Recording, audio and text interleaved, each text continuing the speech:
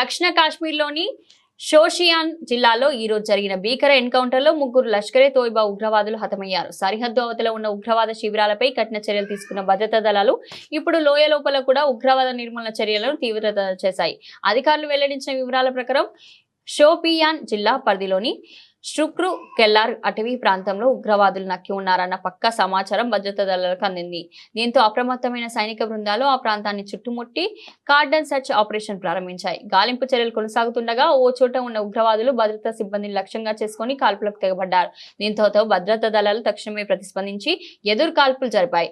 ఈ క్రమంలో ఇరు వర్గాల మధ్య భీకరమైన కాల్పులు చోటు చేసుకున్నాయి. ఈ ఎన్కౌంటర్ లో ముగ్గురు లష్కరే తోయిబా ఉగ్రవాదులు మరణించినట్లు అధికారులు ధృవీకరించారు.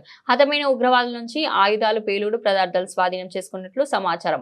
ఆపరేషన్ జరిగిన ప్రాంతంలో ఇంకా గాలింపు చర్యలు కొనసాగుతున్నాయని, పరిస్థితి అదుపులోనే ఉందని అధికారులు తెలిపారు. కాశ్మీర్ లోయలో ఉగ్రవాదాన్ని పూర్తిగా తుడిచిపెట్టే దిశగా భద్రతా దళాలు తమ కార్యకలాపాలను కొనసాగిస్తున్నాయని వారు స్పష్టం చేశారు.